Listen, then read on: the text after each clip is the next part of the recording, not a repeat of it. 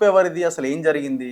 ఇప్పుడు మీరు కూడా నా దగ్గర నుంచి డేటా తీసుకొని రాహుల్ గాంధీకి నేను పంపిస్తున్నాను అన్నారు. నేను మీకు అన్ని హైకోర్టు వచ్చిన ఆర్డర్స్ ఇవన్నీ పంపిన.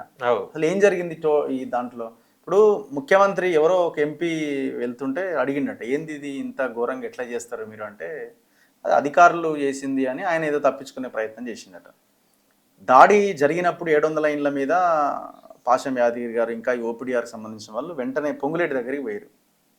అది ఎట్లా జరుగుతుంది ఆయనకేం తెలియనట్టు, అంత డ్రామా యాక్షన్ స్టార్ కదా మనోడు. సో కలెక్టర్కి ఫోన్ చేసి ఎవరు కూలగొట్టమన్నారు నేను కలెక్టర్నే అడగడం ఆయన. ఇప్పుడు అందరు బయటపడుతున్నారు, దొంగ పొంగులేటి కూడా దొంగనే అర్థమవుతున్నది. అంటే ఈ నాకు సంబంధం లేదు. ఇప్పుడు ఆయన తుమ్మల పోయి దుబాయ్లో పడ్డాడు, ఆయన లైన్లో ఆయన ఉన్నాడు. రేవంత్ రెడ్డి నాకు సంబంధం లేదంటాడు, కానీ వేల మంది పోలీసు బలగాలు పోతాయి. తర్వాత మేము కనుక్కున్న తెలిసింది ఏంటంటే, దీని వెనకాల మళ్ళీ టీడీపీ లైన్ ఒకటి ఉన్నది. ఎవరు మొన్న రాజ్యసభ వచ్చిన వేం నరేందర్ రెడ్డి, హోమ్ డిపార్ట్మెంట్ వస్తే ఆయన చేతిలోంచి నడుస్తున్నది. ట్రాన్స్ఫర్లు అది ఇదంతా రేవంత్ రెడ్డి కింద హోంశాఖ ఉన్న దాన్ని ఆయన చేత నడిపిస్తున్నాడు ఆయన. ఎగ్జాక్ట్లీ. ఇప్పుడు ఇంత పెద్ద లింక్ ఉన్నది. ఈ టోటల్ ఎపిసోడ్ లో కాంగ్రెస్ పార్టీ ఎక్కడుంది? ఇప్పుడు ఆమె మీనాక్షి నటరాజన్ ఉన్నది, ఆమె హానెస్ట్ అని ఆమెను తీసుకొచ్చి అక్కడ పెట్టిరు. ఈక్వేషన్ ఏం మారింది? ఏం మారలే, ఇంకా వరస్ట్గా ఉన్నది. ఇట్లాంటి డెసిషన్స్ ఎట్లా ఎవరు తీసుకుంటున్నారు? ఎక్కడి నుంచి వస్తున్నాయి ఇవి? అయితే యాక్చువల్లీ నేను ఆ టాపిక్ వెళ్ళొద్దు అనుకున్నా, కానీ మీరు దాన్ని తెచ్చిండ్రు కాబట్టి వాస్తవానికి ఏంటంటే, ఇక్కడ ఏదైతే డ్యామేజ్ జరుగుతుందో ఆ కూలగొట్టే విజువల్స్, ఒక ఆమె మళ్ళీ ఇంట్లోకి పోవడు, ఒకసారి చూస్తాను పోవడు, అవన్నీ కూడా చాలా టచ్ అయ్యి నాకు ఏమనిపించిందంటే, ఈ విజువల్స్ చాలు మళ్ళీ కాంగ్రెస్ రాకుండా ఉండడానికి.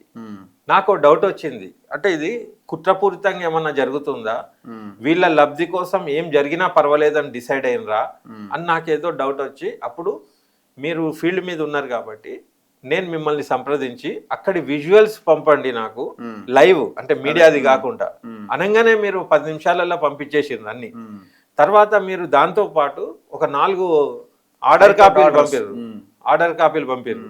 నేనేం చేసిన అంటే, ఆ 4 వీడియోలు, ఈ 4 కాపీస్ నేను రాహుల్ గాంధీ గారికి పంపించేసిన ఉన్నమాట. ఎందుకు పంపినా అంటే, ఇంత తీవ్రంగా ఉంది సమస్య, మీకు తెలుస్తుందా? తెలుసు, మీ పార్టీ కథం అవుతుందని. నేను కాంగ్రెస్ కాకపోయినా కాంగ్రెస్ ఇచ్చిన సోనియా గాంధీ అనే విధేయత నాకు ఉన్నది అనేది అందరికి తెలిసిన విషయమే. కాబట్టి తెలిసి కూడా నేను వాళ్ళకి ఇన్ఫార్మ్ చేయకుంటే రాంగ్ అవుతుంది అని చెప్పి, అది ఒకటే నాకు మార్గం అనిపించి, పేదలకు వాళ్ళ ద్వారా ఏమన్నా న్యాయం అవుతుందా అని నా పరిధిలో నాకున్న కాంటాక్ట్తో నేను పంపినప్పుడు నాకు రాహుల్ గాంధీ టీం వాళ్ళకి పంపారా? డైరెక్ట్ ఆయనకే పోతుంది, ఆయన డైరెక్ట్ పిఏ, ఆయన పిఏకే పంపినా నేను. టీమ్ గేమ్ అవన్నీ మాకు తెలియదు, మాకు డైరెక్టే తెలుసు ఎవడున్నా. ఇంకా టీంలు చెంచాలు నాకు ఎవరు తెలియదు. టీఆర్ఎస్ లో కూడా నాకు డైరెక్ట్ కేసీఆర్ఏ తెలిసి ఉండే, ఆయన మెయిల్ ఐడి ఆయన దగ్గర ఉండే సంతోష్ ఇక్కడనే తప్పితే ఈ కింద వాళ్ళని నేను ఎన్నడూ లెక్క కూడా చేయలేదు, నాకు వాళ్ళు తెలియదు.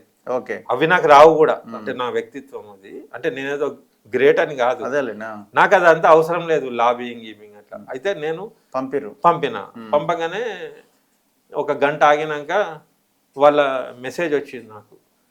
ఏఐసిసి ఇన్ఛార్జ్ ఎవరైతే మీనాక్షి గారు ఉన్నారో వాళ్ళకు మేము తెలియపరుస్తాం, మీరు కూడా సంప్రదించండి అని వచ్చింది. వెరీ గుడ్ అని, ఇక వాళ్ళు పంపరో అని నేను ఈమెకు కూడా పంపిన. మీనాక్షి గారు ఎప్పుడు కూడా ఏదైనా తీవ్రంగా ఉంటే ఆమె ఓకే అని పంపుతుంది, అంతే నాకు తెలుసు అది. ఆమె ఓకే అని పంపింది. అయితే ఇప్పుడు నా అంచనా ఏంటంటే, ఇప్పుడు కాంగ్రెస్ పార్టీ వ్యవహారాలు ఎట్లా నడుస్తున్నాయి అనేది నేను దీన్ని బట్టి పసిగట్టిన ఏంటంటే, సెక్రటేరియట్ల మంత్రుల పాలన మొత్తం కూడా కూలగొట్టుడు, భూములు ఎక్కడున్నాయి, పేద గీద ఏం లేదు, పేదల ప్రభుత్వం అనేది బూటకం ఇప్పుడు ఉన్నోళ్ళదైతే. కాంగ్రెస్ బైలాసు వాళ్ళ ఎజెండా అద్భుతం, మన కాన్స్టిట్యూషన్ ప్రకారంగా ఉంటది, కానీ ఫాలో అయ్యేటోళ్ళు దానిలో ఉన్నోళ్ళందరూ దానికి విరుద్ధం.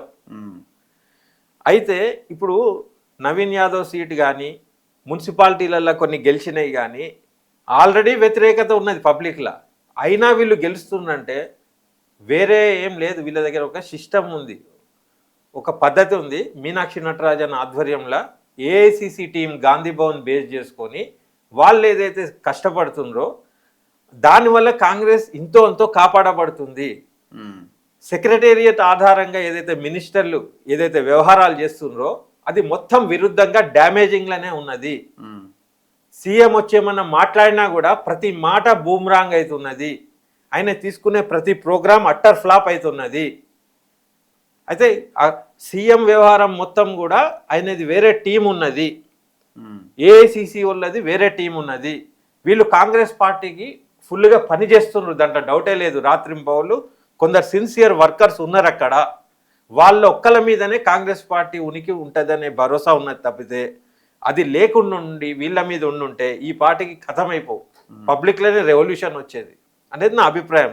నేను ఏదైతే స్టడీ చేసినో తర్వాత నా అంచనా ఏముందంటే, మీరు ఎన్నటి నుంచో పోతుండ్రు, మాట్లాడుతుండ్రు, వాయిస్ ఇస్తుండ్రు, అన్నీ చేస్తుండ్రు. ఈ మంత్రులు మరే అది జరిగిన మర్నాడే మాది పేదల ప్రభుత్వం ఎట్లా అని ఒక్కడన్నా ఆడికి వచ్చిండా? రాలే. స్పాట్ మీద వచ్చిండ్రా?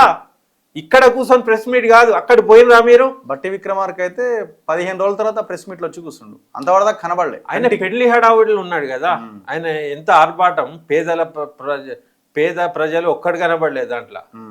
పేదల ప్రభుత్వం, పేదల దీవెనతో వచ్చిన ప్రభుత్వం.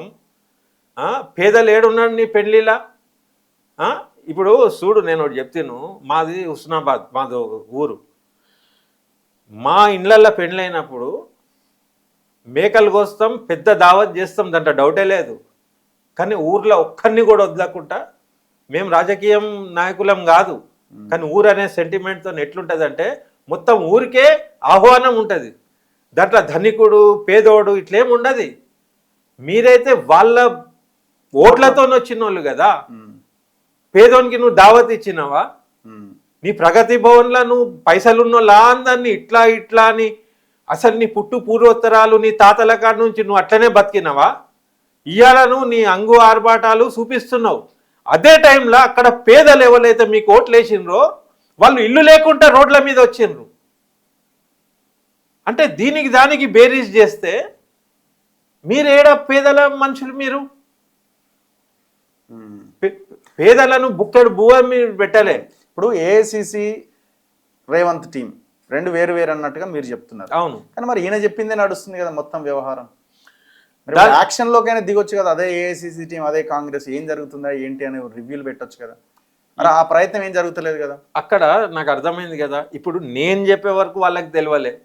ఖమ్మంది ఎంత దుర్మార్గం ఉందంటే మీడియా మొత్తం మేనేజ్ అయిపోయింది.